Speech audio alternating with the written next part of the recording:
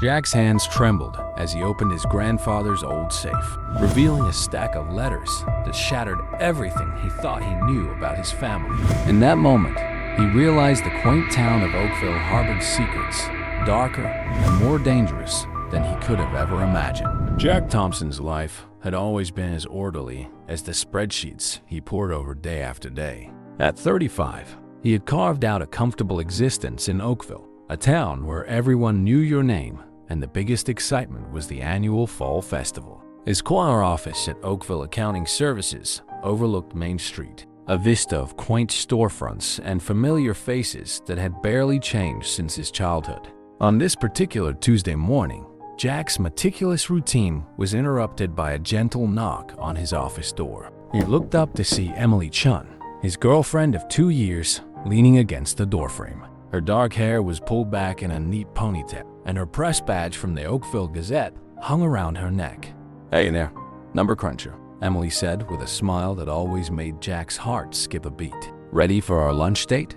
Jack glanced at his watch, surprised to find it was already noon. "Is it that time already? Just let me finish this last column." Emily rolled her eyes good-naturedly. "You and your columns. I swear, sometimes I think you love them more than me." "Never," Jack replied, shutting down his computer and grabbing his jacket. As they walked out of the office, he nodded to his assistant, a motherly woman in her 50s. "I'll be back in an hour, Mrs. Garrison." The spring air was crisp as they stepped onto the sidewalk. Jack inhaled deeply, catching the scent of fresh bread from the bakery down the street. They walked hand in hand to their favorite diner, a cozy spot that had been serving the best burgers in town since Jack's grandfather's time. As they slid into their usual booth, Jack couldn't help but notice the worried crease between Emily's brows. "Everything okay?" he asked, reaching across the table to take her hand. Emily sighed, her fingers intertwining with his. "I'm just thinking about the article I'm working on. It's about the opioid crisis hitting small towns like ours. It's pretty heavy stuff, Jack." Jack squeezed her hand reassuringly. "You're doing important work, Em. Bringing attention to these issues is the first step in solving them." Their conversation was interrupted by the arrival of Mabel, the diner's longtime waitress. Her gray hair was neatly tucked under a hairnet, and her smile was as warm as ever. "The usual for you two lovebirds." "You know us too well, Mabel," Jack chuckled. As Mabel shuffled off to place their order, Jack's phone buzzed in his pocket. He pulled it out to see his mother's name on the screen. "Sorry, Em. I should take this. Mom doesn't usually call during the day." Emily nodded understandingly as Jack answered the call. "Mom, is everything all right?" Sarah Thompson's voice came through, tinged with an emotion Jack couldn't quite place. "Jack, honey, I need you to come by the house after work. There's something we need to discuss." A knot of worry formed in Jack's stomach. "Mom, what's going on? Are you okay?"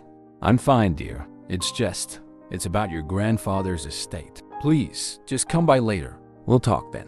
The call ended, leaving Jack staring at his phone in confusion. Emily leaned forward, concern etched on her face. "What is it?" Jack shook his head, trying to dispel the sudden unease that had settled over him. "I'm not sure.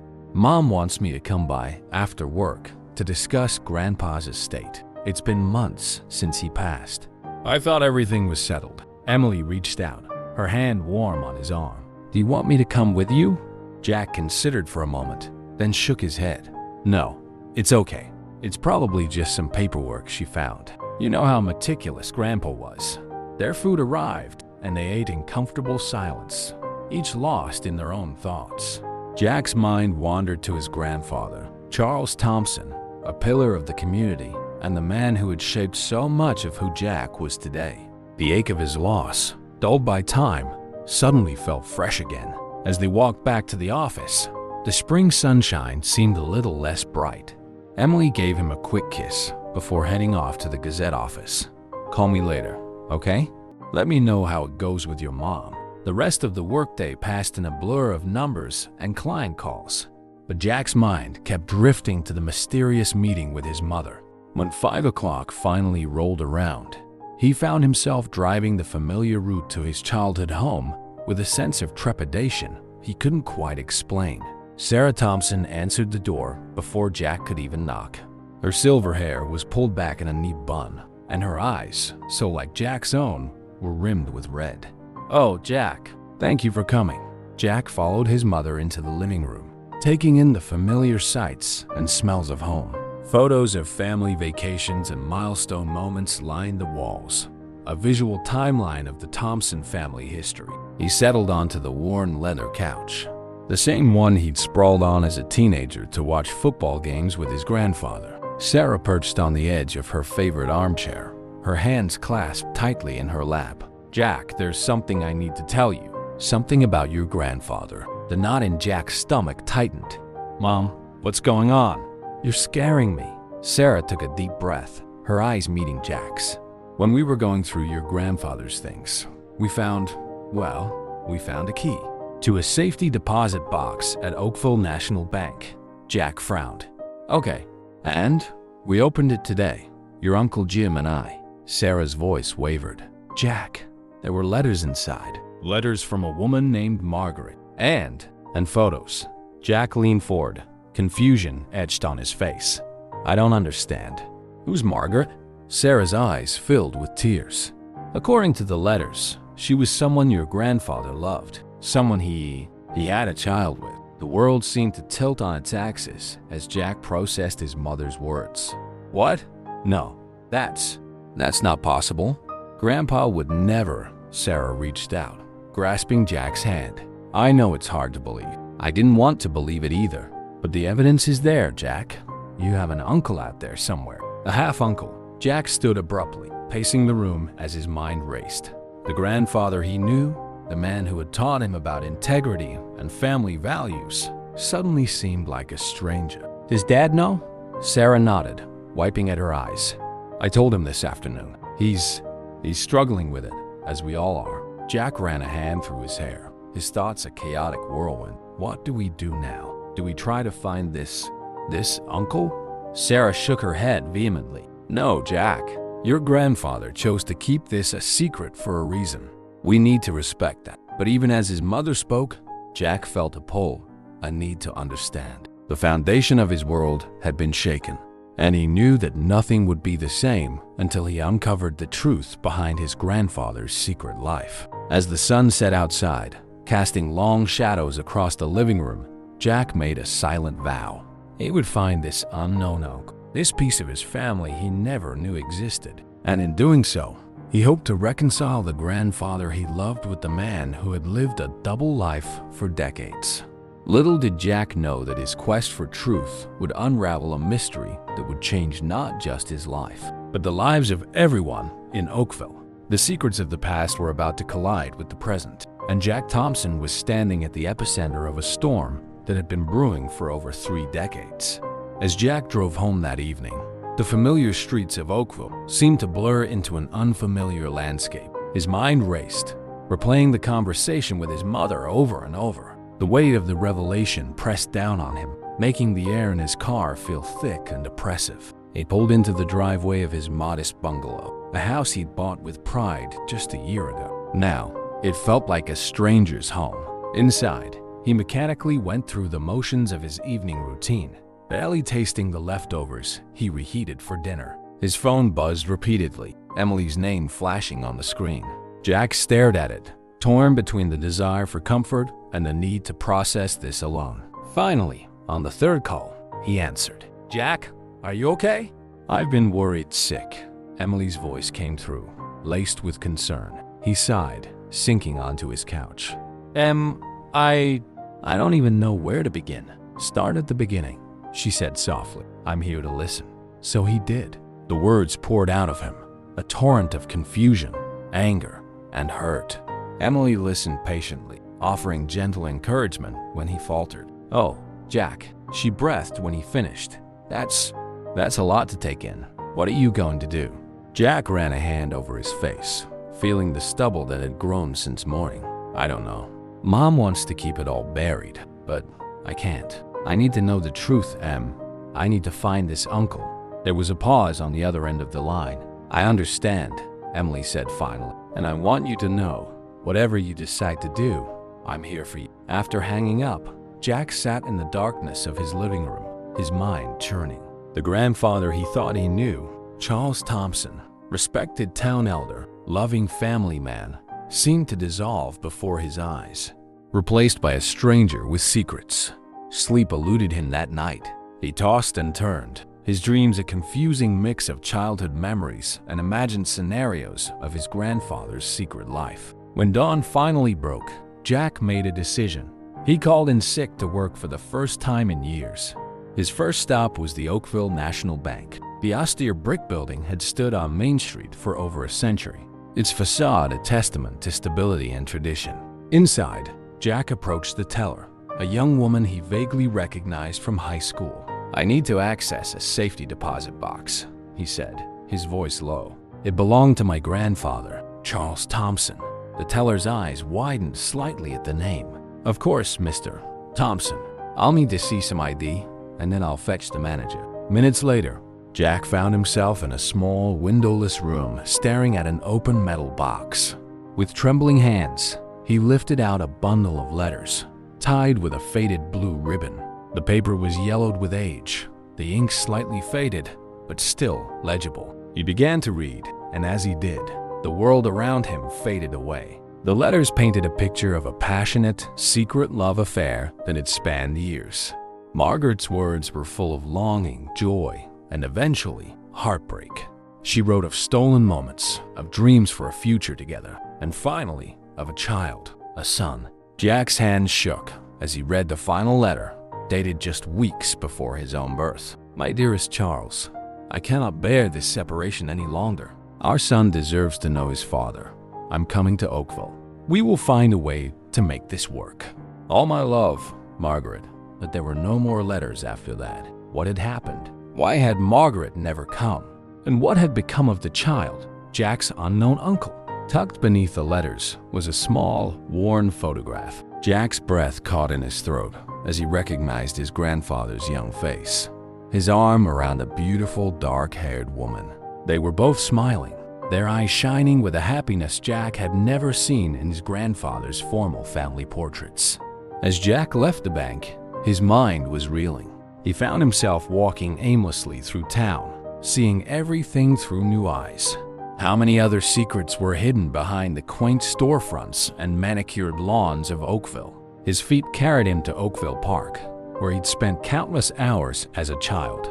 He sank onto a bench, the same one where his grandfather used to sit and watch him play. Now, Jack wondered if Charles had sat here alone, thinking of another child he couldn't acknowledge. "Jack, is everything okay, son?" The voice startled him out of his reverie. He looked up to see Robert Bob Miller, his grandfather's best friend and fishing buddy, standing before him. Bob's weathered face was creased with concern. "Mr. Miller," Jack said, straightening up. I'm fine. Just thinking." Bob settled onto the bench beside him with a grunt. "You look like you're carrying the weight of the world on your shoulders. Reminds me of how your grandfather used to look sometimes." Jack's head snapped up. "What do you mean?" Bob's eyes took on a faraway look. "Charlie was a good man, but he wasn't a simple one. There were times, especially when you were just a baby, when he seemed troubled, like he was fighting some inner battle." Jack's heart raced. Did Bob know? Had his grandfather confided in his old friend? Miller, Jack began hesitant. "Did my grandfather ever mention someone named Margaret to you?" The change in Bob's demeanor was subtle but unmistakable. A flicker of recognition, quickly masked. "Margaret? Can't say that I recall. Why do you ask?" But Jack had seen enough. "Please, Mr. Miller, I know about the letters, about the child. I need to understand." Bob was silent for a long moment, his gaze fixed on the distant playground. Finally, he sighed heavily. "Your grandfather was my best friend, Jack. We shared a lot over the years. But some secrets aren't ours to tell. But it's my family." Jack protested, his voice rising. "Don't I have a right to know?" Bob turned to him, his eyes filled with a mixture of sympathy and resolve. "Sometimes, son, the kindest thing we can do is let the past rest. Charlie made his choices, for better or worse. Digging up old bones won't bring him back. and it might hurt a lot of people in the process. Jack felt a surge of frustration. So I'm just supposed to pretend I don't know? Go on like everything's normal? I'm saying you should think very carefully about what you hope to achieve by pursuing this, Bob said gently, and consider who might get hurt along the way. As Bob stood to leave, he placed a hand on Jack's shoulder. Your grandfather loved you, Jack. Never doubt that. Whatever else he may have done, that love was real. Jack watched Bob's retreating figure, his mind a turmoil of emotions. The old man's words had done little to quell his need for answers. If anything, they had only fueled his determination. As the sun began to set, casting long shadows across the park, Jack made a decision. He couldn't let this go. Somewhere out there was a part of his family he had never known, a piece of his own history, and he would find it, no matter the cost. He pulled out his phone and dialed Emily's number. When she answered, he spoke without preamble. I need your help. We're going to find my uncle." The next morning, Jack awoke with a sense of purpose that had eluded him since the revelation. He dressed quickly, his mind already racing with plans. As he reached for his car keys, his phone buzzed with a text from Emily. "Meet me at the Gazette office. I've got some ideas." The Oakville Gazette occupied a small, brick building just off Main Street. Inside, the air hummed with the energy of a small-town newsroom. Emily waved Jack over to her desk, which was cluttered with papers and old coffee cups. "I've been thinking about this all night," she said, her eyes bright with excitement. "If we're going to find your uncle, we need to start with what we know." Jack nodded, pulling up a chair. "We have a name, Margaret, and we know she had a son with my grandfather sometime before I was born." Emily was already typing furiously on her computer. "Okay, that's a start. But Margaret is a common name.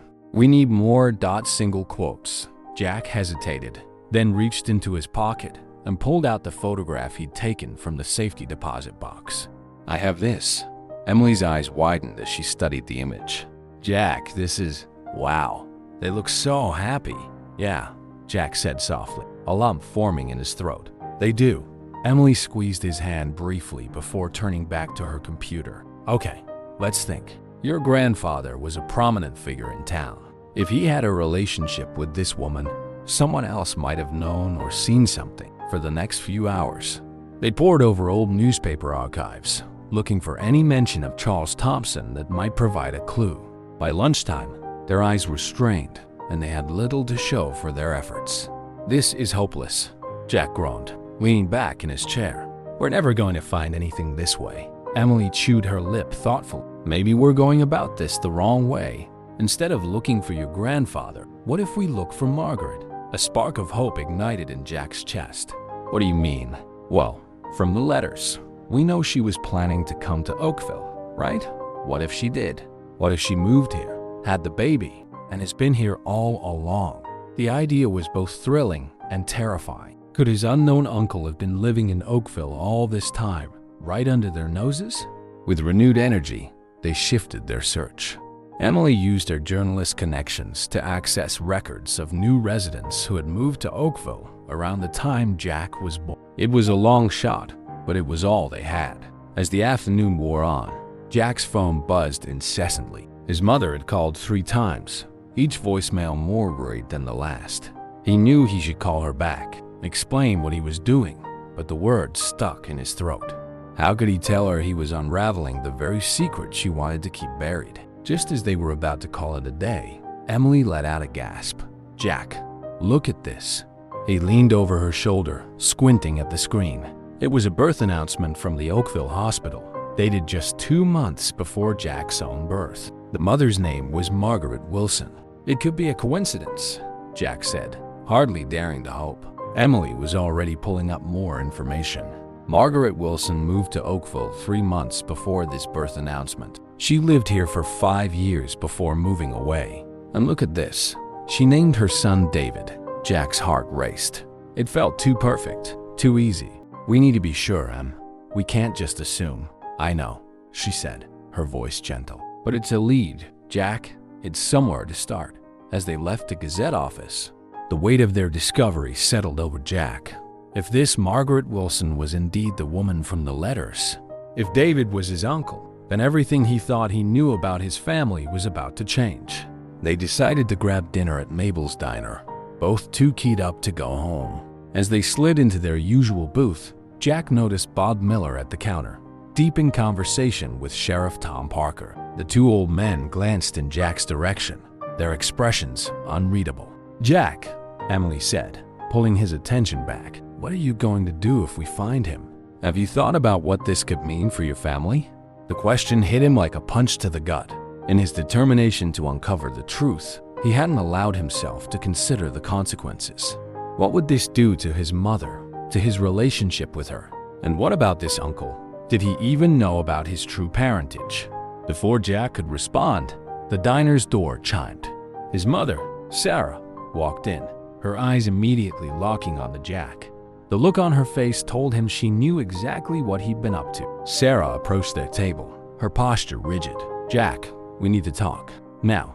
Emily squeezed his hand under the table, a silent show of support. Jack took a deep breath and stood. "Okay, Mom, let's talk." They moved to a quiet corner of the diner, away from curious ears. Sarah's voice was low and intense. "What do you think you're doing, Jack? I told you to leave this alone." "I can't, Mom," Jack said, struggling to keep his own voice calm. "Don't you see? This is part of our family history. I have a right to know." Sarah's eyes flashed with a mixture of anger and fear. "You have no idea what you're meddling with. Your grandfather made his choices for a reason. He wanted to protect us, all of us." "Protect us from what?" Jack demanded. "From the truth? From knowing we have family out there? From pain," Sarah hissed. "From scandal? From the judgment of this town? Do you have any idea what this could do to our family's reputation? To your father's business?"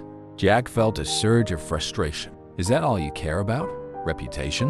What about doing what's right?" Sarah recoiled, as if she'd been slapped. For a moment, Jack saw not his mother, but a scared little girl, desperately trying to hold her world together. When she spoke again, her voice was barely above a whisper. "You don't understand, Jack. There's so much you don't know." "Then tell me," he pleaded. "Help me understand." Sarah shook her head, tears welling in her eyes.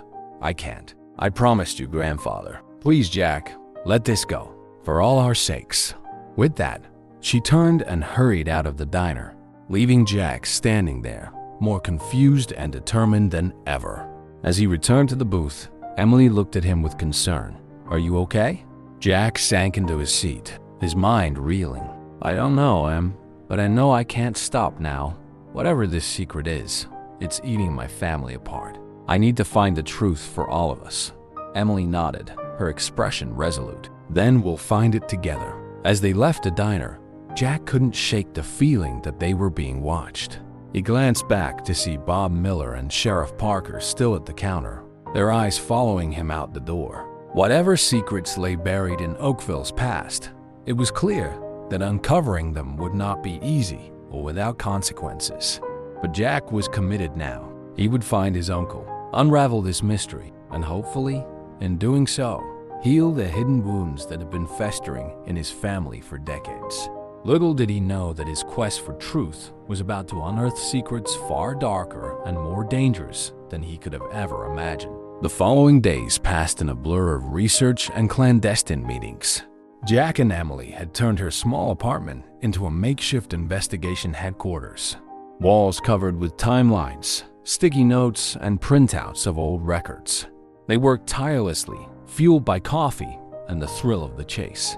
Their search for Margaret Wilson had led them down a winding path. After leaving Oakville, she seemed to have vanished into thin air. No social media presence, no public records beyond a driver's license renewal in a small town 3 states away, 5 years after she'd left. "It's like she was trying to disappear," Emily mused, staring at the sparse information they'd gathered. Jack nodded, rubbing his tired eyes.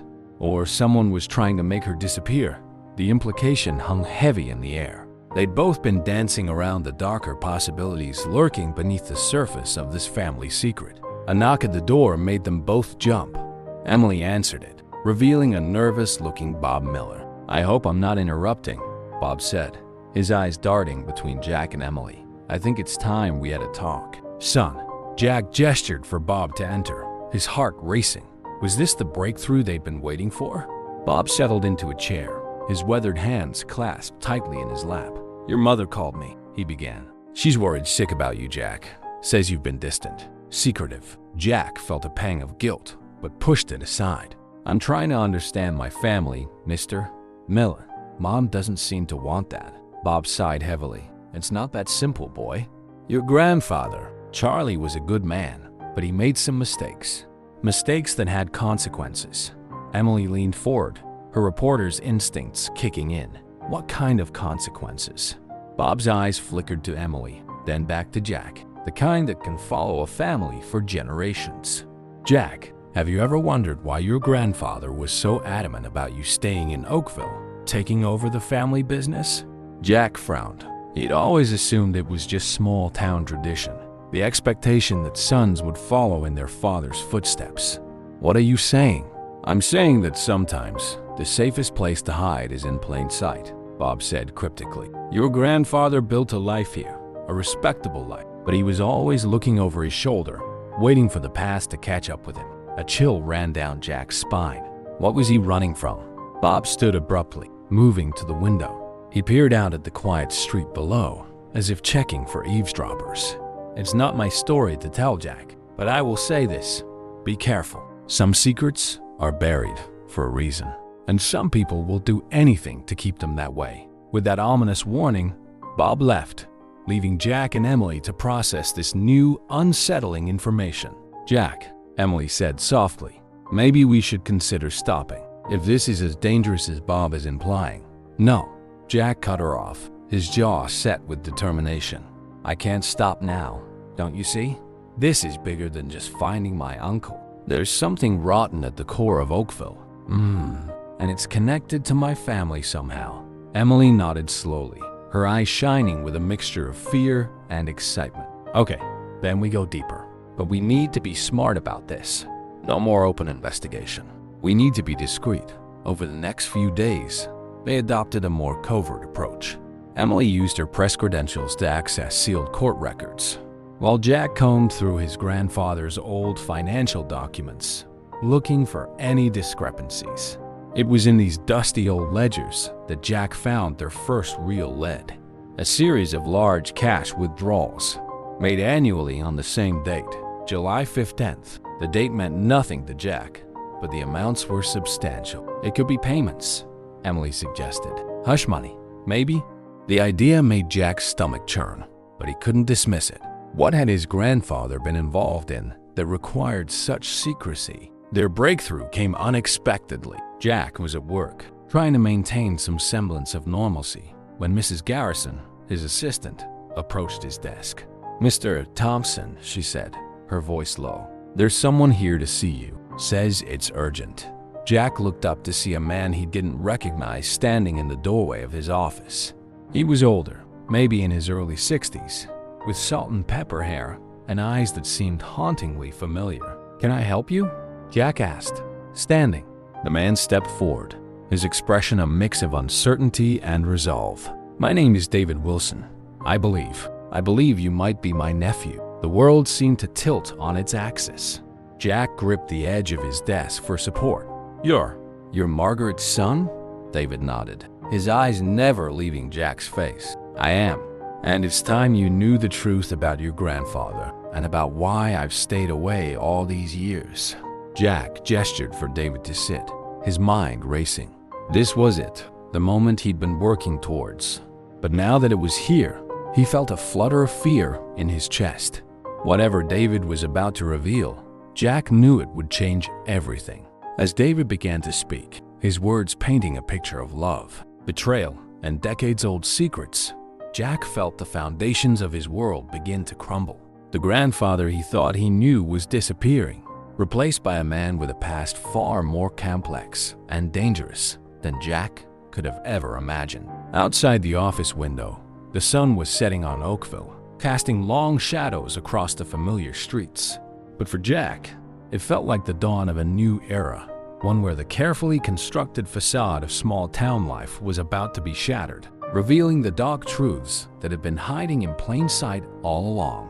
As David's story unfolded, Jack realized that his quest for truth had set in motion events that couldn't be undone. The secrets of the past were rushing towards the present like a tidal wave, and Oakville would never be the same again.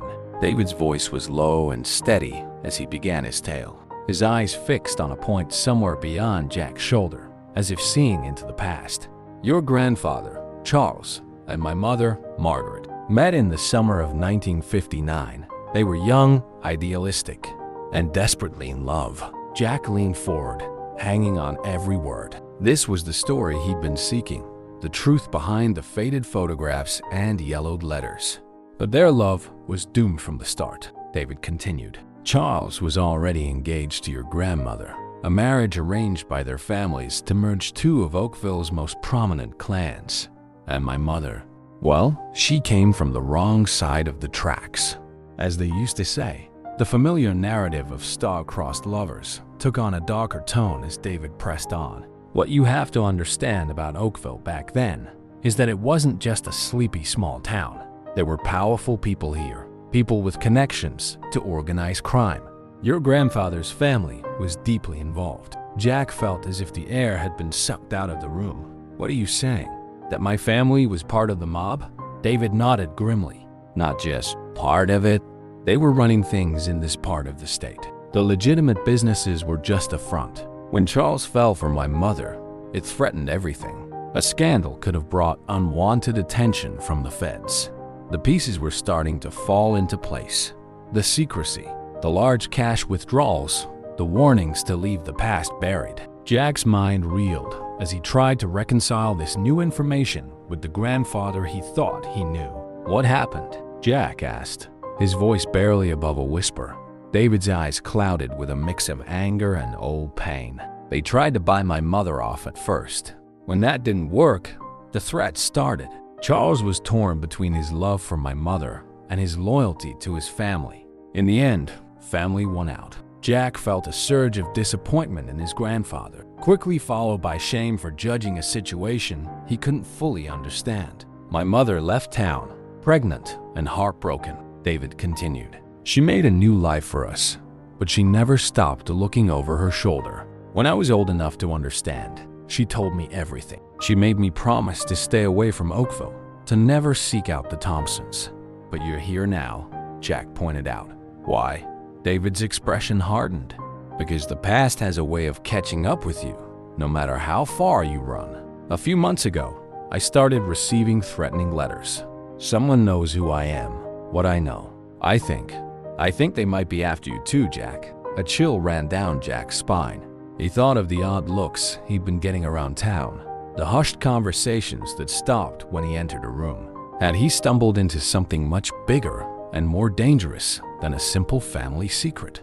We need to go to the police, Jack said, reaching for his phone. David's hand shot out, gripping Jack's wrist. No, you can't trust the local cops. They've been in the family's pocket for generations. We need to be smart about this. Just then, there was a commotion outside Jack's office. He heard Mrs. Garrison's voice, raised in protest, followed by the sound of heavy footsteps. The door burst open, revealing Sheriff Tom Parker, his face flushed with anger. Jack Thompson, you're coming with me, the sheriff growled. And you, he pointed at David, you shouldn't have come back to Oakville. You're both under arrest. Jack's mind raced. This couldn't be happening. On what charges? He demanded. Conspiracy, for starters, Sheriff Parker said, reaching for his handcuffs. You've been digging into things best left buried, boy. Now you're going to face the consequences. David stood slowly, his hands raised in a placating gesture. Tom, think about what you're doing. You know this isn't right. The sheriff's eyes flickered with something. Doubt? Fear? Before hardening it, it's not about right or wrong anymore. It's about survival. As the sheriff moved to cuff them, the office door flew open again. Emily burst in, her face flushed and her eyes wide. Jack, I found something. The old mine on the edge of town. It's not abandoned. I saw she stopped short at the scene before her. Sheriff Parker whirled to face her, his hand moving to his gun. Miss Chun, you're interfering with police business. I suggest you leave. Now, Emily stood her ground, her reporter's instincts kicking in. She pulled out her phone, holding it up. I'm live streaming this, Sheriff. Care to explain to the viewers at home why you're arresting Jack and this gentleman without reading them their rights? The sheriff's face paled. He looked from Emily to Jack to David, indecision clear on his face. Finally, he lowered his hands. This isn't over, he growled before storming out of the office. As soon as he was gone, Jack sagged against his desk, the adrenaline leaving his body in a rush. Emily, you're amazing, he breathed. She smiled tightly, her eyes serious. We don't have much time. Jack, the mine. I think that's where they've been running their operation all these years. I saw men with guns, shipments being loaded. We need to get out of here, now. David nodded grimly. She's right. It's not safe for any of us in Oakville anymore. We need to leave town and figure out our next move. Jack's head spun. Leave Oakville? The town had been his whole world for so long. But as he looked at David, the uncle he never knew he had, and Emily, who had risked everything to help him, he knew there was no going back. Okay, he said, straightening. Let's go. As they hurried out of the office, Jack cast one last look around. The familiar sights of his everyday life now seemed like relics from another era. He thought of his mother, of Bob Miller, of all the people in town who must have known or suspected the truth all these years. The sun had fully set now, and as they slipped out of the building, the shadows seemed to come alive with menace. Jack felt as if eyes were watching from every darkened window, every alleyway. They piled into Emily's car, David in the back, constantly checking over his shoulder. As they drove towards the town limits, Jack's phone buzzed. A text from his mother. Where are you? Come home, please. Jack's thumb hovered over the keypad. How could he explain?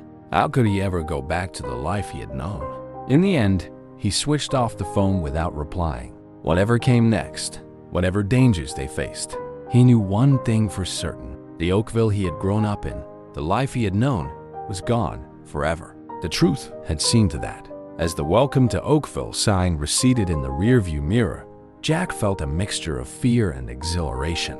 They were heading into the unknown, chasing a truth that had been buried for decades. And somewhere out there, the powerful forces that had shaped his family's destiny were waiting. The road ahead was dark and uncertain, but for the first time in his life, Jack Thompson felt truly alive. The headlights cut through the darkness as Emily's car sped down the highway, putting miles between them and Oakville. Jack sat in the passenger seat, his mind racing, trying to process the seismic shifts that had occurred in his life over the past few hours. In the back seat, David sat in tense silence, his eyes constantly scanning the road behind them. Where are we going? Jack finally asked, breaking the heavy silence that had fallen over the car. Emily glanced at him, her hands tight on the steering wheel. I have a friend in the city, a fellow journalist. She's got a safe house we can use while we figure out our next move. David leaned forward. We need to be careful. The people we're dealing with have long reach. They'll be looking for us.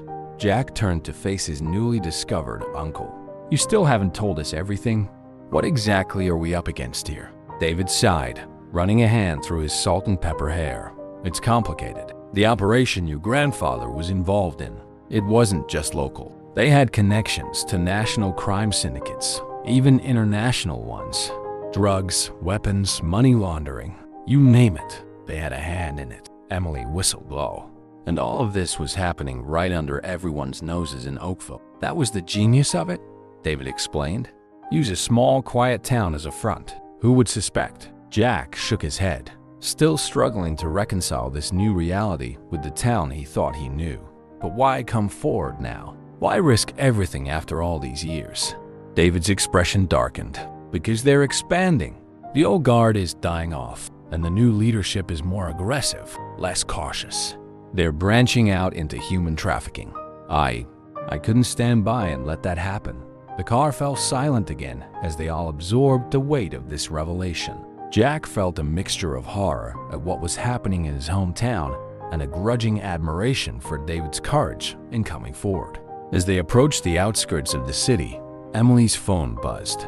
She glanced at it, then handed it to Jack. It's for you.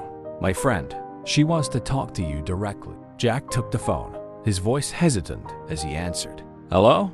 Jack Thompson? A woman's voice, crisp and professional. "My name is Samantha Reeves. I'm a friend of Emily's and an investigative journalist. I need you to listen carefully. The safe house location has been compromised. I'm texting Emily new coordinates now. When you arrive, look for a red door with a brass knocker. Knock 3 times, pause, then twice more. Someone will let you in. Do you understand?" "Yes," Jack replied, his heart racing. "But how do we know we can trust you?" There was a pause on the other end of the line. "You don't. But right now, I'm your best shot at staying alive and exposing the truth. The choice is yours."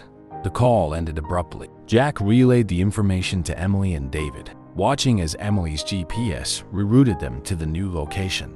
As they drove deeper into the city, the streets became narrower, the buildings more tightly packed. Jack felt exposed, as if every passing car, every pedestrian on the dimly lit sidewalks could be a potential threat. Finally, they turned down a narrow alley and Emily cut the engine. "This is it," she said, her voice barely above a whisper. They exited the car cautiously, David taking the lead as they approached a nondescript building. There, just as Samantha had described, was a red door with a brass knocker. David raised his hand to knock, then hesitated, looking back at Jack and Emily. "Are we sure about this?" Jack met his uncle's gaze, seeing his own uncertainty reflected there. But beneath that, he saw something else, a determination, a need to see this through. Jack nodded. "Do it." David knocked 3 times, pause, 2 times. For a moment, nothing happened. Then, they heard the sound of multiple locks being undone. The door creaked open, revealing a petite woman with sharp eyes and close-cropped hair. Inside, quickly, she hissed, ushering them in and immediately relocking the door behind them. The interior was sparse. A few chairs, a table covered in papers and laptops, and walls plastered with photos, documents, and scribbled notes. It looked like Emily's apartment had, but on a much larger scale. "I'm Samantha," the woman said, turning to face them. "And you 3 have stumbled into something much bigger than you realize." Over the next hour, Samantha laid out what she and her team had uncovered.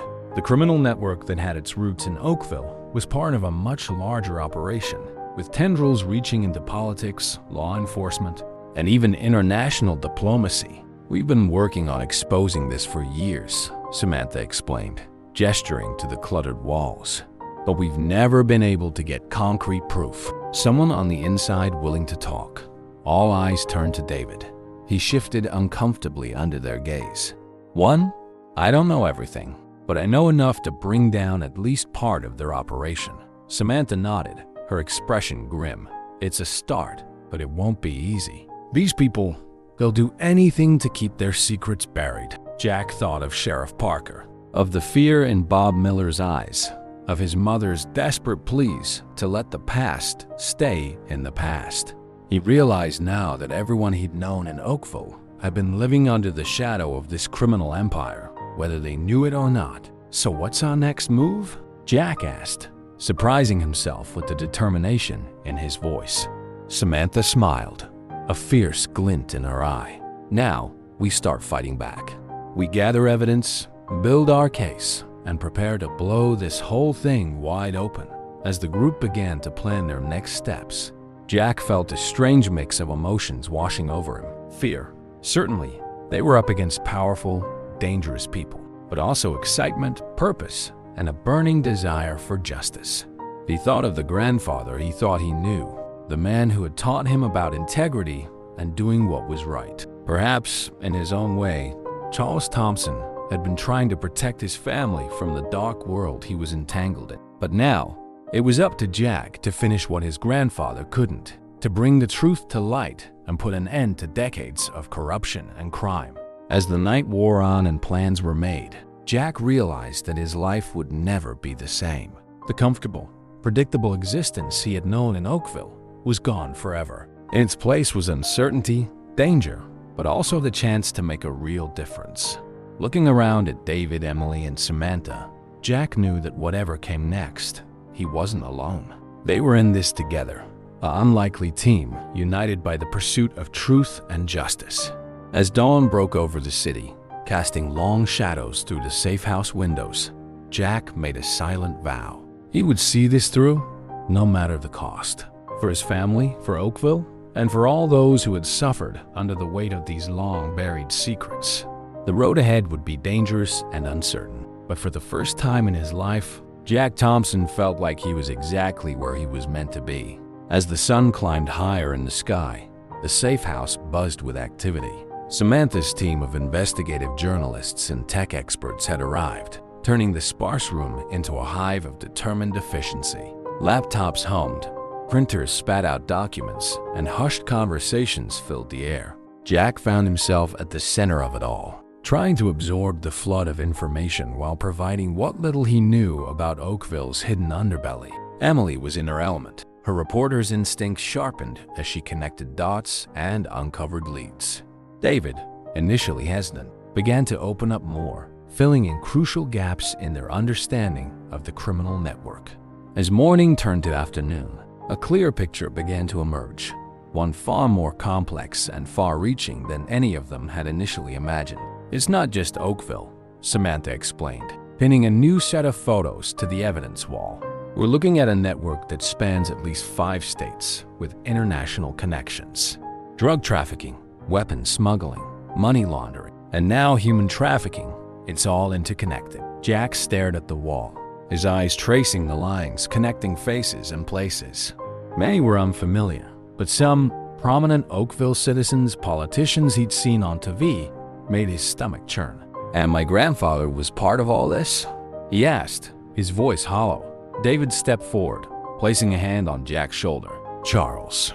He was in deep, but I don't think he ever fully embraced it. From what my mother told me, he was always looking for a way out that he never found, Jack muttered. Samantha cleared her throat, drawing their attention to a map she'd just unrolled. We've identified several key locations we believe are central to their operations. Warehouses, private airfields, shell companies. But this, she pointed to a spot just outside Oakville. This is where we think their main base of operations is. Jack leaned in, his eyes widening in recognition. The old mine? But it's been abandoned for years. Emily shook her head. That's what they want everyone to think. Remember what I saw? It's very much active. It makes sense, David added. Isolated location, natural hiding places, easy to control access. It's perfect for their needs. Samantha nodded grimly. Exactly, and that's where we need to focus our efforts. If we can gather concrete evidence of their operations there, we can bring the whole network crashing down. A heavy silence fell over the room as the enormity of the task ahead sank in. They were talking about taking on a powerful, ruthless criminal organization, one that had operated in the shadows for decades. Jack broke the silence, his voice steady. So what's our plan? Samantha's eyes gleamed with a mixture of determination and something like approval. We go in, not physically, that's too dangerous, but we plant bugs, tap into their communications, gather hard evidence of their operations. And how exactly do we do that? Emily asked, her brow furrowed. We have someone on the inside, Samantha replied, her gaze shifting to David. Someone they think is just a loose end to be tied up, not a threat. David's face paled. You want me to go back? To let them find me? Samantha nodded. It's risky, I know, but you're our best shot at getting the access we need. Jack stepped forward, anger flaring in his chest. No, absolutely not. We can't ask him to do that. It's too dangerous. Jack, David said softly. She's right. I'm the only one who can do this, and I need to. For my mother, for all the people they've hurt over the years. A tense discussion followed, with plans made, contingencies discussed, and risks weighed. As the day wore on, Jack found himself struggling with a myriad of emotions. Fear for David's safety, anger at the situation they'd found themselves in, and a burning desire to see justice done. As evening approached, a new tension filled the safe house. David was preparing to leave, to return to Oakville and allow himself to be found by the very people he'd been hiding from for decades. Jack pulled his uncle aside, his voice low and urgent. You don't have to do this. We can find another way. David smiled sadly, the family resemblance to Jack's grandfather suddenly striking. I do have to do this, Jack. It's time I stop running and face this head on. Your grandfather, he tried to protect everyone by keeping secrets. But sometimes, the truth is the only thing that can truly set us free." Tears pricked at Jack's eyes as he embraced his uncle. "Be careful," he whispered. As David left, the safe house felt emptier, the danger of their mission suddenly very real. Samantha gathered everyone around, her face serious. "From this point on, we're in the endgame," she said. "Everything we do, every move we make, has to be perfect. These people won't hesitate to eliminate anyone they see as a threat." Jack nodded, feeling the weight of responsibility settling on his shoulders. He thought of Oakville, of his mother, of all the people who had lived their lives under the shadow of this criminal empire without even knowing it. "What can I do?" he asked. Samantha handed him a stack of financial records. "Start here. We need to trace every dollar, every transaction. Find the connections, the patterns. Your background in accounting could be crucial." As Jack immersed himself in the work, he felt a strange sense of purpose washing over him. This wasn't the life he had imagined for himself, but he realized now that it was the life he was meant for. Hours blended into days as they worked tirelessly. Sleep was snatched in short bursts. Meals were hurried affairs over keyboards and documents. The evidence wall grew, connections multiplied, the true scope of the criminal network becoming clearer with each passing hour. On the third day, as Jack was poring over a particularly complex set of offshore accounts, Emily burst into the room, her face flushed with excitement. "We've got something," she exclaimed. David came through. He managed to plant the bugs. "We're in." The room erupted into controlled chaos as Samantha's tech experts scrambled to set up the necessary equipment. Soon, scratchy voices filled the air, conversations about shipments, payoffs, and operations that left no doubt about the illegal activities taking place. Jack listened, his heart racing. He recognized some of the voices, people he'd known his whole life, now revealed as key players in this criminal underworld. As the recordings continued, one conversation made everyone freeze. "We've got a problem," a gruff voice said. "Seems Thompson's grandson has been asking questions. And now David's back in town. It's time to clean house."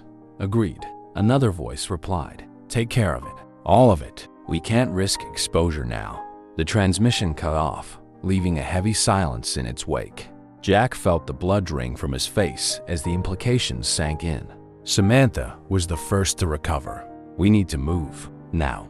They're onto us, and they'll be coming for David first." As they scrambled to gather their evidence and equipment, Jack's mind raced. They had the proof they needed, but at what cost? But David was in imminent danger, and the people of Oakville, his friends, his neighbors, his mother, were all potential targets. As they prepared to leave the safety of their hideout and confront the dangers head-on, Jack realized that the final chapter of this decades-long saga was about to be written, and he, the grandson of the man who had tried to bury these secrets, would be the one to bring them into the light. With a deep breath, Jack steeled himself for what was to come. The truth had been hidden for too long, and it was time for justice to be served, no matter the cost. The next few hours were a blur of frantic activity. Samantha's team worked with military precision, backing up data, encrypting files, and erasing all traces of their presence in the safe house. Jack found himself caught in the whirlwind, his accountant's mind struggling to keep up with the pace of a high-stakes investigation suddenly thrust into overdrive. "We need to get to Oakville," Jack insisted, his voice tight with worry. "David's in danger. We can't just leave him there." Samantha nodded grimly. "Agreed, but we can't all go rushing in. That's exactly what they'll be expecting." She turned to her team, issuing rapid-fire orders. "Marcus, I want you to take our evidence to the FBI contact. Christine, get in touch with our friends at the national news networks. If this goes south, I want the story to break wide open." Emily stepped forward, her jaw set with determination. "I'm going to Oakville with Jack. I know the town, I know the players. We stand the best chance of getting to David." For a moment, Jack wanted to protest, to insist that Emily stay behind where it was safe. But he saw the resolve in her eyes and knew there was no arguing. They were in this together. As they prepared to leave, Samantha pulled Jack aside. "Listen to me carefully," she said, her voice low and urgent. What you're about to do is incredibly dangerous. These people won't hesitate to kill to protect their secrets. Are you sure you're ready for this? Jack thought of his grandfather, of the weight of secrets that had burdened his family for generations. He thought of David, risking everything to make things right. I'm sure, he said, surprised by the steadiness in his voice. It's time to end this. Samantha nodded, satisfaction flickering in her eyes. Good. Take this. She handed him a small, sleek device. It's a secure satellite phone. Use it if you get into trouble. We'll have a team standing by. As Jack and Emily prepared to leave, the safe house was a hive of activity. Samantha's team worked feverishly, knowing that the next few hours could determine whether their years of work would finally bear fruit or be crushed under the heel of a powerful criminal organization. The drive back to Oakville was tense, the familiar landscape taking on a sinister cast in the gathering dusk. Jack's knuckles were white on the steering wheel, his mind racing through possible scenarios. What's our plan when we get there? Emily asked, breaking the silence. Jack took a deep breath. We find David first. Make sure he's safe. Then we go to the mine. If that's really their base of operations, that's where we'll find the evidence we need. Emily nodded, her face grim. And what about your mom? The rest of the town? The question hit Jack like a punch to the gut. In the chaos of the past few days, he tried not to think about the broader implications for Oakville. How many people were involved? How many were innocent, oblivious to the criminal undercurrent that had shaped their town for decades? I don't know, he admitted, but we'll figure it out. We have to. As they approached the outskirts of Oakville, Jack's phone buzzed. His heart leapt into his throat when he saw it was a message from his mother. Jack, please come home. We need to talk. It's important. Emily read the message over his shoulder. It could be a trap, she said softly. Jack nodded, his throat tight. Yeah, but it could also be my mom genuinely worried about me. I can't just ignore her. After a moment's hesitation, he made a decision. We'll go to my parents' house first. If it is a trap, at least we'll know what we're dealing with. As they turned onto the familiar streets of Jack's childhood, an eerie quiet seemed to have settled over Oakville. Windows were dark, sidewalks empty. It felt like the whole town was holding its breath, waiting for something to break. They pulled up in front of the Thompson family home, the porch light casting a warm glow that felt at odds with the tension in the air. Jack's hand hovered over the door handle, his heart pounding. Whatever happens, he said to Emily, be ready to run. She nodded, her hand slipping into her bag where Jack knew she had hidden a small taser, a parting gift from Samantha. They approached the front door cautiously. Jack raised his hand to knock, then thought better of it and used his key instead. The door swung open with a familiar creak. Mom? Jack called out, his voice echoing in the quiet house. Dad? It's me. For a moment, there was nothing but silence. Then, footsteps.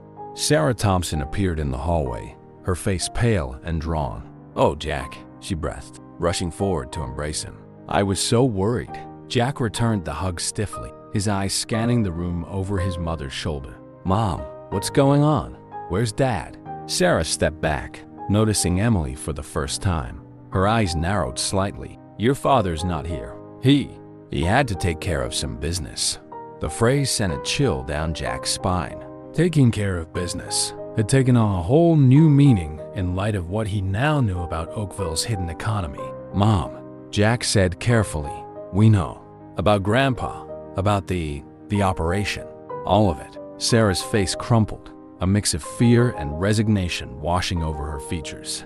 Oh, Jack, I tried so hard to keep you out of this, to give you a normal life. By lying to me? Jack couldn't keep the hurt out of his voice. By hiding the truth about our family? Sarah sank into a nearby chair, suddenly looking old and tired. You don't understand. The things your grandfather was involved in. It was dangerous, deadly. He thought he was protecting us by keeping us in the dark. Emily stepped forward. Mrs. Thompson, we're not here to judge, but people are in danger now. David Wilson is back in town, and we think the organization might be planning to eliminate him. Sarah's head snapped up, her eyes wide with alarm. David? Here? Oh, no. Jack knelt beside his mother, taking her hands in his. Mom, we need to know where he might be. Where would they take him? Sarah shook her head, tears forming in her eyes. I don't know. I've tried so hard not to know anything about that side of things. Suddenly, a noise from outside caught their attention. Car doors slamming, voices approaching. Sarah's face drained of color. You need to go, she whispered urgently. Now, out the back. There's an old storm cellar behind the garden shed. Hide there. Jack hesitated, torn between the need to flee and the desire to protect his mother. Mom, come with us.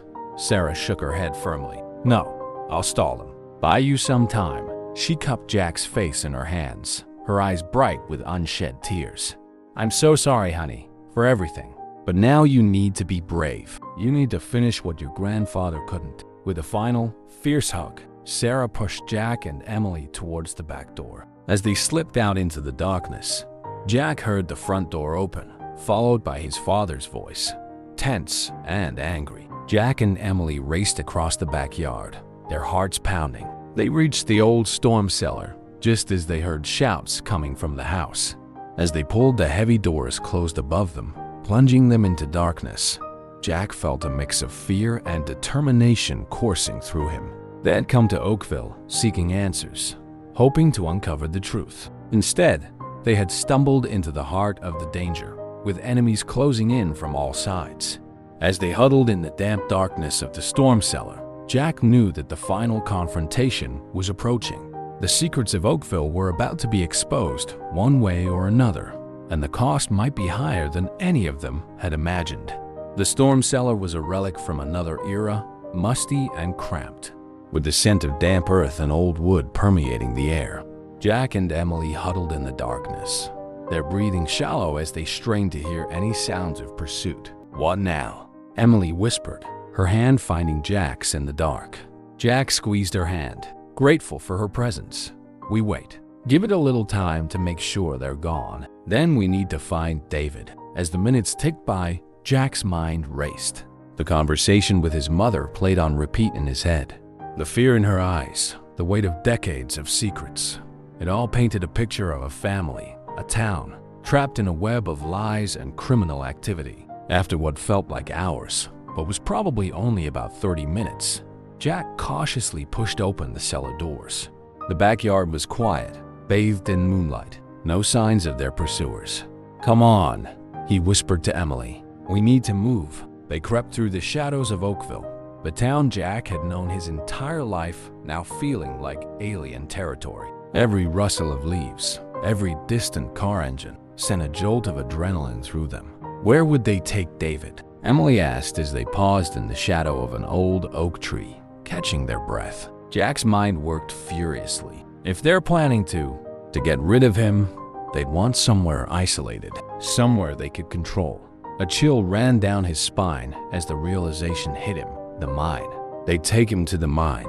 Emily nodded grimly. It makes sense. But Jack, if we go there, I know. He cut her off. It's dangerous, but we don't have a choice. David risked everything to help us. We can't abandon him now. They set off towards the outskirts of town, where the old mine loomed in the distance. As they got closer, the quiet of the night was broken by the low hum of machinery and the occasional shout of voices. Crouching behind a rusted-out old truck, Jack and Emily surveyed the scene. The supposedly abandoned mine was a hive of activity. Men with guns patrolled the perimeter, while trucks were being loaded with unmarked crates. How do we get in? Emily whispered. Jack's eyes scanned the area, his mind working overtime. Then he spotted it, an old ventilation shaft, partially hidden by overgrown bushes. There, he pointed. If we can get to that shaft, we might be able to find a way inside. They waited for a gap in the patrols, then made a dash for the shaft. Up close, it looked even more precarious. A rusted metal grate covering a dark hole that seemed to plunge into the earth. With shaking hands, Jack worked to pry off the grate. It came loose with a groan that seemed deafening in the quiet night. He winced, sure they'd be discovered, but the activity around the mine continued unabated. Ladies first? He quipped weakly, trying to mask his fear with humor. Emily rolled her eyes, but there was a tremor in her voice as she replied, "Such a gentleman." One by one, they lowered themselves into the shaft. The descent was terrifying, slippery metal rungs leading down into pitch darkness. Jack's accountant's hands, more used to keyboards than physical labor, ached from the strain. After what felt like an eternity, their feet touched solid ground. They found themselves in a narrow tunnel, dimly lit by sparse emergency lighting. "Which way?" Emily whispered. Before Jack could respond, they heard voices echoing from further down the tunnel. Harsh, angry voices, and one that made Jack's blood run cold. "I'm telling you, I don't know anything else." It was David, his voice strained with pain and fear. "Wrong answer," came another voice, cold and menacing. "You came back for a reason, Wilson, and we're going to find out what it is." Jack and Emily exchanged a horrified glance. They had found David, but they were too late to prevent his capture. And now, they were deep in enemy territory with no backup and no plan. "We have to help him," Jack whispered urgently. Emily nodded, her face pale but determined. "But how?" "We're outnumbered and unarmed." Jack's mind raced. Years of working with numbers had honed his ability to analyze situations, to find patterns and solutions. Now, he applied that same analytical skill to their dire circumstances. "We need a distraction," he said finally, "something to draw them away from David." His eyes fell on a cluster of old mining equipment pushed against the wall. Rusted pickaxes, broken lamps, and jackpot, a box of ancient-looking dynamite. "Emily," he said, a plan forming in his mind. "How good are you at starting fires?" What followed was a carefully orchestrated chaos. Using the old equipment and Emily's lighter, they managed to create a series of small explosions and fires at strategic points around the mine. Alarms blared, men shouted, and in the confusion, Jack and Emily made their way towards the source of David's voice. They found him in a makeshift interrogation room, tied to a chair and looking worse for wear. His captors, distracted by the commotion, had left him alone. "David," Jack hissed as they entered the room. "Are you okay?" David's eyes widened in shock and fear. "Jack, what are you doing here? You need to leave now. It's not safe." "We're not leaving without you," Jack said firmly, working to untie his uncle's bonds. Just as they freed David, a shout from the doorway made them all freeze. "Hey, what's going on here?" Jack turned to see a burly man filling the doorway, his hand reaching for a gun. Time seemed to slow down. Jack saw Emily's hand moving, saw the glint of metal as she raised Samantha's taser. There was a crack of electricity, a strangled yell, and the man went down. "Run!" Jack yelled, supporting the weakened David as they fled the room. What followed was a nightmare chase through the twisting tunnels of the mine. Shouts and gunshots echoed behind them as they ran, guided only by Jack's frantic mental mapping of their route. They burst out of the mine into the cool night air, gasping and stumbling, but their ordeal wasn't over. Car engines roared to life, headlights cutting through the darkness as their pursuers mobilized. "This way," David gasped, leading them towards a decrepit old truck. Miraculously, the engine sputtered to life. They peeled away from the mine, tires spinning on the gravel road, just as their pursuers emerged from the mine entrance. As they sped away into the night, Jack's mind was a whirlwind of emotions. They had rescued David, but at what cost? They were now fugitives, running from a powerful criminal organization that would stop at nothing to silence them. But mixed with the fear was a fierce determination. They had evidence now, real, concrete proof of the criminal activities taking place in Oakville. And Jack was more resolved than ever to see this through to the end, to bring the truth to light no matter the personal cost. As the lights of Oakville faded behind them, Jack realized that there was no going back now. The final confrontation was coming, and the fate of Oakville, and perhaps much more, hung in the balance. The old truck rattled down the dark highway, each mile putting more distance between them and Oakville. Jack's hands were tight on the steering wheel, his eyes constantly flicking to the rearview mirror, watching for any signs of pursuit. In the passenger seat, Emily was on the satellite phone Samantha had given them, speaking in urgent, hushed tones. David was slumped in the back, his breathing labored, nursing what looked like a couple of cracked ribs. "Samantha's team is mobilizing," Emily reported as she ended the call. "They're coordinating with the FBI, but it's going to take time. We need to find a place to lay low until they can move in." Jack nodded grimly. "I might know a place." My grandfather had an old hunting cabin. It's off the grid, deep in the woods. If we can make it there, we might be able to buy some time." As they drove through the night, Jack's mind was a tumult of emotions and memories. The Oakville he had known and loved seemed like a distant dream now, replaced by a dark reality of crime and corruption. He thought of his mother, of the fear and resignation in her eyes. He thought of his father and wondered just how deep his involvement went. They reached the turnoff for the cabin just as dawn was breaking. The old dirt road was overgrown, barely visible in the early morning light. The truck groaned in protest as Jack carefully navigated the rough terrain. Finally, they arrived at a small clearing. The cabin stood there, weathered and dilapidated, but still standing. A wave of childhood memories washed over Jack. Summers spent here with his grandfather, learning to fish, to track animals, to survive in the wilderness. "It's not much," Jack said apologetically as they helped David out of the truck. "But it should be safe for now." Single quotes. Inside, the cabin was musty and cold, a layer of dust covering everything. But it was shelter, and right now, that was all they needed. As Emily helped David settle onto the old couch, Jack busied himself starting a fire in the ancient potbelly stove. The familiar routine helped calm his racing thoughts. "So what's our next move?" Emily asked, once they had David as comfortable as possible. Jack sank into a creaky old chair, suddenly feeling the weight of the past few days crashing down on him. "We wait. We let Samantha and the FBI do their job. And we prepare." "Prepare for what?" David asked weakly from the couch. Jack met his uncle's eyes, seeing a reflection of his own determination there. For the truth to finally come out, for justice to be served, for Oakville to be free from the shadow that's been hanging over it for decades. As the day wore on, they took turns keeping watch, catching brief moments of restless sleep. Jack found himself staring out the cabin's grimy window, his mind drifting back to simpler times. He thought of the grandfather he had known, kind, principled, always ready with a word of wisdom. How did that man reconcile with the one who had been involved in such dark dealings? It was nearing dusk when they heard the first vehicle approaching. Jack's heart leapt into his throat, his hand automatically reaching for the old rifle they had found in the cabin. But as the vehicle came into view, he saw it wasn't the sleek SUVs of their pursuers, but rather official-looking black sedans, FBI. Relief washed over him as he saw Samantha step out of the lead car, flanked by agents in bulletproof vests. The next few hours passed in a blur.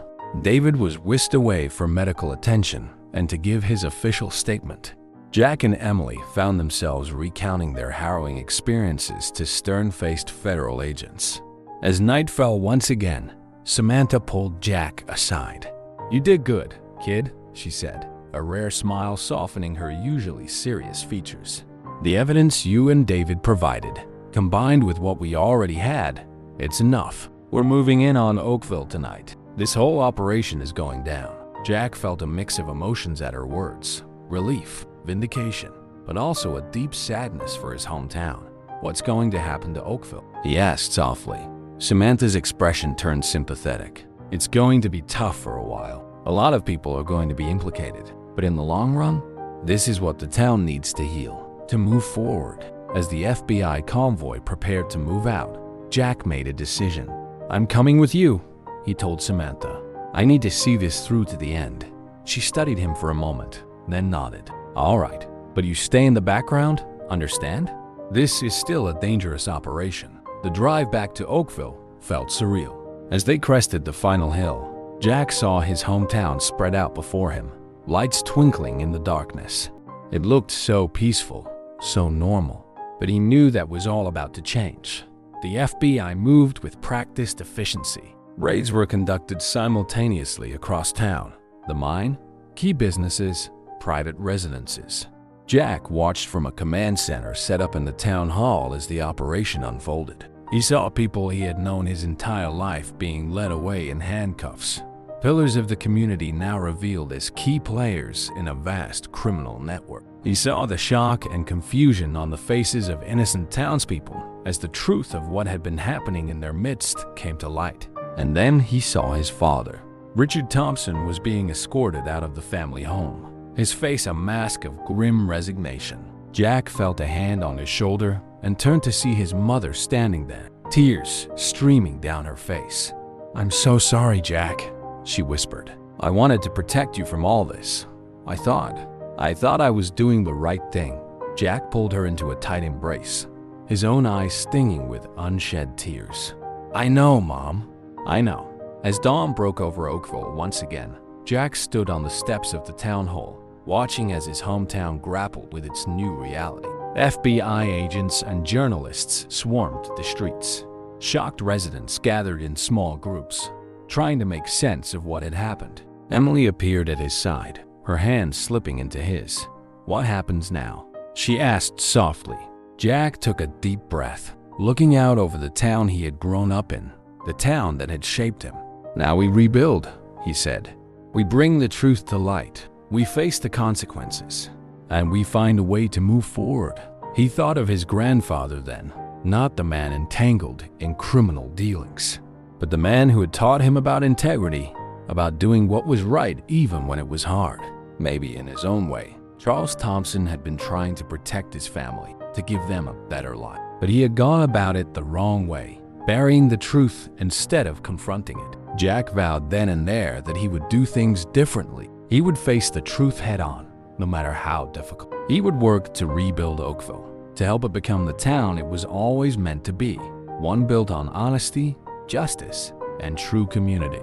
As the sun rose higher in the sky, casting long shadows across the familiar streets, Jack felt a sense of hope stirring within him. The road ahead would be long and difficult, but for the first time in generations, Oakville had a chance at a truly fresh start. The old safe, with its hidden letters and long-buried secrets, had set in motion a chain of events that had changed everything. But from those ashes of deception, a new Oakville could rise, one that Jack was determined to help build, one truthful step at a time. As he stood there, with Emily by his side and the weight of the future on his shoulders, Jack knew that the real work was just beginning. But he was ready for it, ready to face whatever came next, armed with the truth and the strength that comes from confronting the shadows of the past. The mystery of Oakville had been solved, but its story, and Jack's, was far from over. It was, in many ways, just beginning. If you enjoyed this story, we'd love for you to support us by leaving a like and subscribing to our Slices of Life channel. We'd also love to hear from you in the comments. Which city are you talking about? It's very rewarding for us to provide our followers with an enjoyable moment. We appreciate the unconditional support you show us in every story. Blessings!